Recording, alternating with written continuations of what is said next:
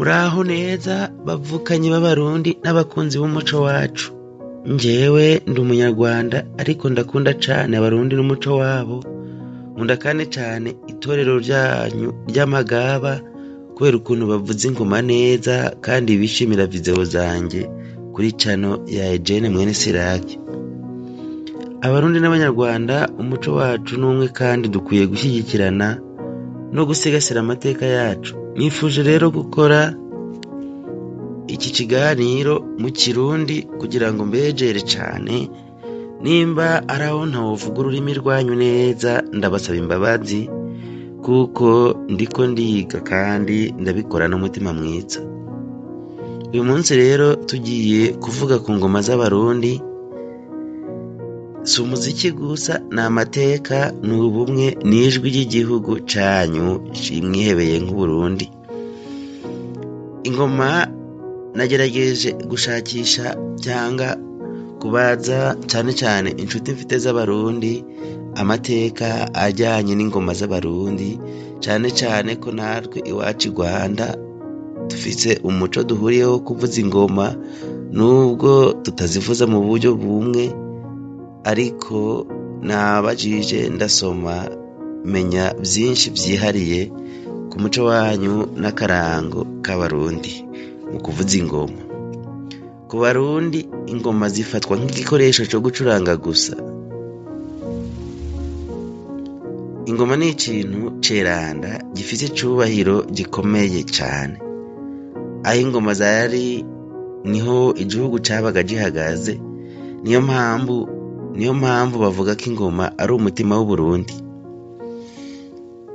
Ingoma ubundi zihurira hehe n'ubwami bw'Uburundi cyangwa se n'umuco n'akaranga k'abarundi bo hambere? Mu Burundi bwa kera umwami ntiyitwaga umwami atararonka ingoma. Kwimikwa k'umwami vyagendanaga n'ingoma zavugwa mu mihango ikomeye mu kwimika umwami mu bihe vy'intambara canke amahoro. Zari ikimenyetso c'ubutegetsi n'ubumwe bw'igihugu.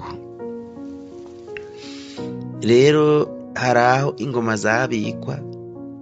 Ingoma ntizajyanwaga hariho hose, zabikwaga ahantu heranda nko kugishora Drum Sanctuary. Ngerageze gusacisha nkamenya uko byagendaga.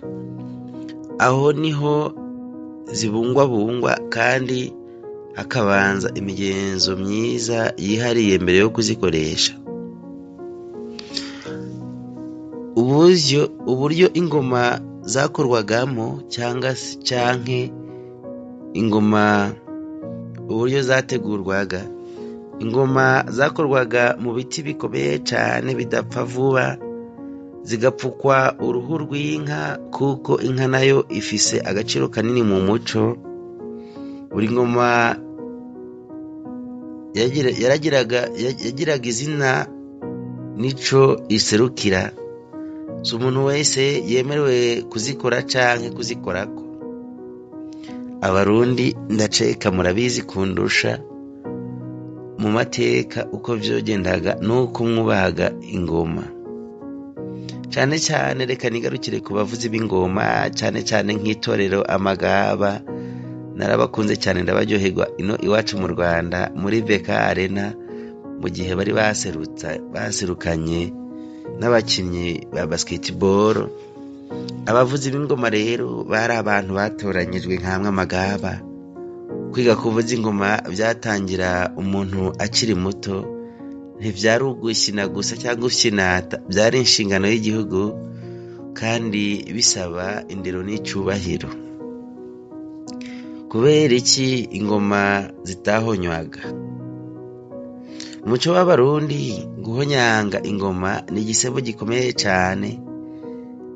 Ingoma zifatwa nk'ikintu gifise ubuzima n'icubahiro, ni nayo mpamvu zitohonyangwaga kandi zitavugwa mu businzi. Rero uyu munsi cane cane nkamwe barundi ndababaze, ingoma uyu munsi zifatwa gute cyangwa zimeze gute? Naho ubwami bwashize ingoma ziracurangwa, ni ikimenyetso cy'igihugu ndabibona, zivugwa mu minsi mikuru y'igihugu, mu birori by'umuco, mu kwakira abashyitsi bakomeye, zamenyekanye ku isi hose nk'umurage w'agaciro, ndetse zibafitiye uruhara runini mu kumenyekanisha igihugu cyanyu cy'u Burundi, zituma abantu benshi babamenya umenga nk'uko itorero Amagaba rivuza ingoma ku isi hose, abantu bakavuga nibo ba mbere. Ingoma z'abarundi rero si umuziki gusa, ndaceka cyane cyane ni amateka, ni ubumwe bwanyu n'ubwacu, ni ijwi ry'igihugu. Nimba rero nawe ukunda umuco w'abarundi n'akaranga kabo, kandi ukunda itorero ryabo ry'Amagaba rivuza ingoma, nkundira nawe ugira icyo ubivugako. Ndetse cyane cyane ndisabira mwebwe barundi,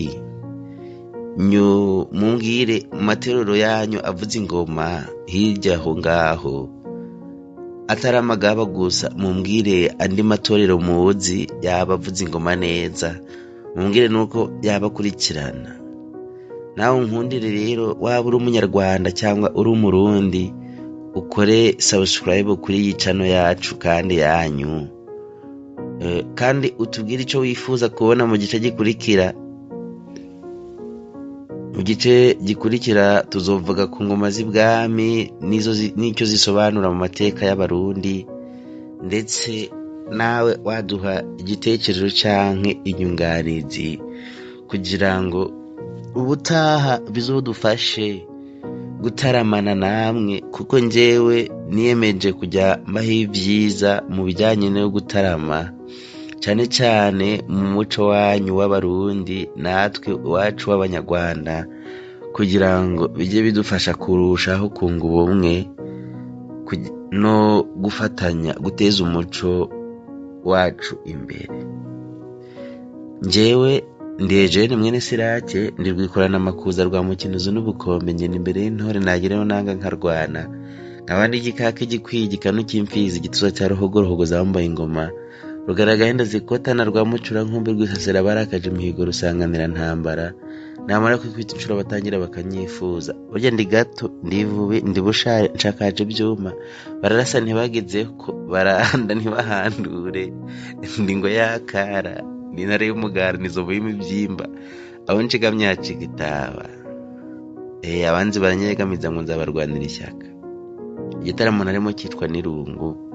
Bibutse ukeneye MC, ukeneye abatahira, ukeneye bande na sonorisation, ukeneye itorero cyangwa se bande, baduhamagara tukagufasha. Nimero yacu wayibona muri introduction cyangwa se ni 078 150 71 32. Abarundi ndabakunda cyane cyane cyane, n'abanyarwanda ndabakunda, muri inshuti zanyu z'akadasohoka. Mukunde dukomeze twitaramire, murakagira Imana n'u Rwanda, murakagira Uburundi n'ubuzima buzira umuze, mwakagira ibyo mutanga n'ibyo musigaza. Umwanzi ubanga arakagenda azabone, aragahinga ntiyeze, aragahinga ku rutaro asarure ku rutaro, arakagenda ku igare ritagira umwuka mw'ipine. Ndabakunda cyane. Gutarama nakagaruka, ihuriro n'ihuro, aho duhurira murahazi, ni kuri channel yanyu kandi yacu ya Eugene mwene Sirake. Murakagira Imana n'u Rwanda.